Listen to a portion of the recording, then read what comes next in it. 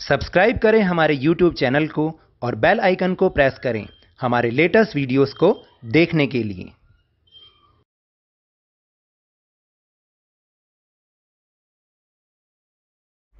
Hello and welcome to Lavneesh sir की class.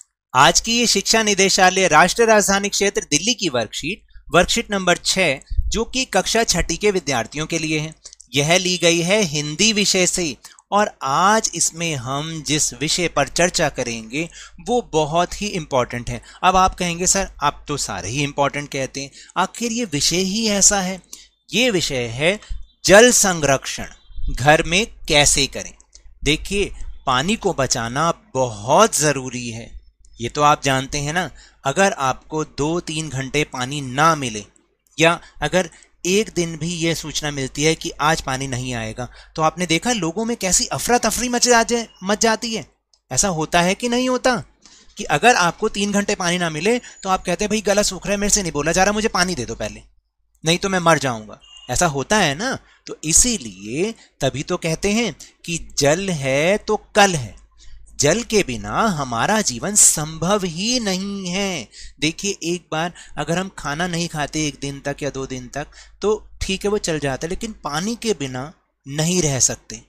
इसलिए हमें अपने घर में खर्च होने वाले पानी का दुरुपयोग रोकना होगा तथा रसोई में बर्तन धुलने में तथा सब्जियां फल आदि धुलने में प्रयोग हुए पानी को फिर से घर के छोटे बगीचे के पौधों में प्रयोग किया जा सकता है। बिल्कुल किया जा सकता है। मान लीजिए जिस पानी से हम बर्तन धो रहे हैं या सब्जियां फल आदि धो रहे हैं, तो उसको आप एक जगह इकट्ठा कर लो और उसको फिर पौधों में डाल लो। भाई पौधों में फिर दूसरा पानी नहीं डालना पड़ेगा ना। इस तरह से हम पानी के ही कई उपयोग बना लेंगे। एक पानी का उपयोग किया फिर उसको दोबारा भी उपयोग कर लिया, तो इस तरीके से हम कर सकते हैं। एक अन्य तरीका भी है कि एक अन्य तरीका क्या है, इस पानी के उपयोग का यह हो सकता है कि बर्तन धोने, जो हमारे बर्तन हैं, बर्तन धोने के सिंक और वॉश बेसिन के पाइप का संपर्क अगर हम शौचालय के फ्लश टैंक से कर दें तो क्या होगा, उससे हम पानी का दोबारा प्रयोग कर सकते हैं। यानी कि जो बर्तन धोने के सिंक और वॉश बेसिन के पाइप का संपर्क अगर हम शौचालय के फ्लश टैंक से कर दें, जिससे क्या होगा, उस पानी का हम दोबारा उपयोग कर सकते हैं। आपने देखा होगा ना, जब भी आप टॉयलेट में जाते हैं फ्लश करते हैं तो उससे क्या होता है, साफ पानी आता है। तो आखिर वो पानी तो यूज़ करा जा सकता है ना, लेकिन हम तो उसको वेस्ट कर रहे हैं।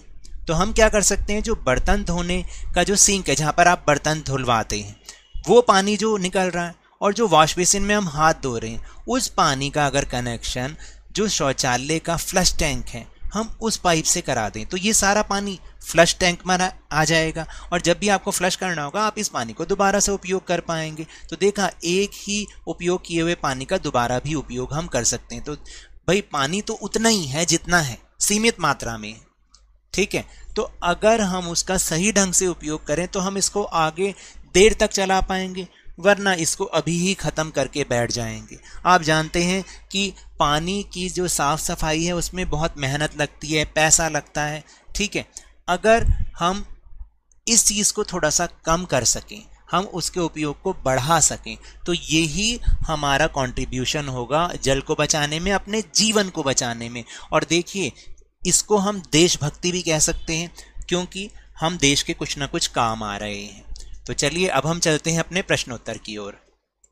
तो देखिए, पहला प्रश्न जो है वो है कि पानी का प्रयोग रसोई घर में किन किन कामों में होता है। तो किन किन कामों में होता है ये तो आप भी जानते हैं। जब आपकी मम्मी उसका इस्तेमाल करती हैं आटा गूंदने में, आटा गूंदने में होता है ना, खाना बनाने में, जब हम सब्जी बनाते हैं तो उसमें भी पानी हम डालते हैं, ठीक है। और किस चीज़ में होता है, बर्तन धोने में, बर्तन धोने में, ठीक। और साफ सफाई में, जब अगर साफ सफाई करनी हो रसोई की तब भी हमें चाहिए पानी, ठीक है। और आप जो सोच सकते हैं वो भी इसमें हम लिख सकते हैं आदि। फिर दूसरा प्रश्न है कि सब्जियां और फल धुलने में प्रयोग हुए पानी का हम दोबारा इस्तेमाल कैसे कर सकते हैं। तो हम यहाँ पर लिख सकते हैं कि देखिए कि इसका इस्तेमाल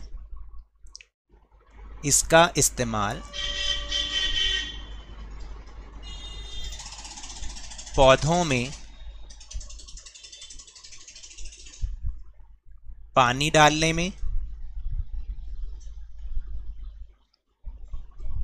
तथा साफ सफाई में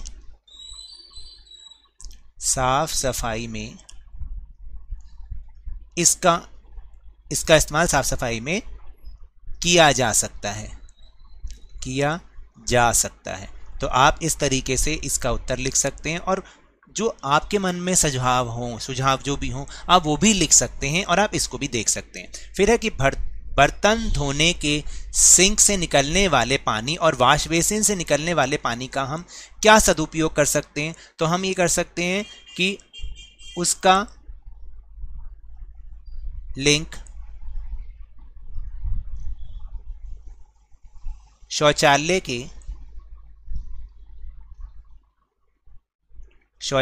के फ्लश टैंक से करके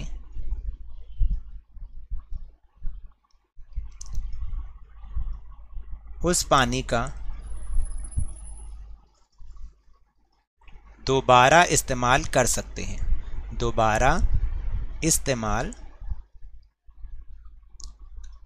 हैं। देखिए राइटिंग थोड़ी गंदी है लेकिन स्पष्ट है और आपको समझ भी आ रहा होगा। आप इसको ध्यान से देख के करें।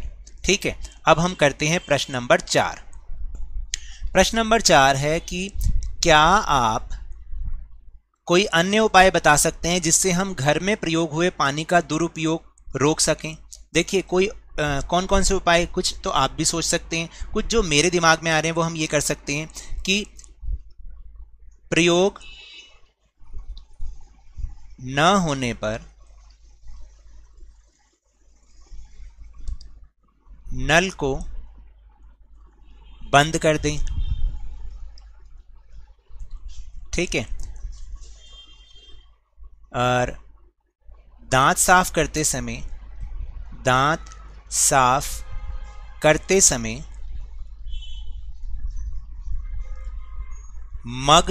मग का इस्तेमाल कर सकते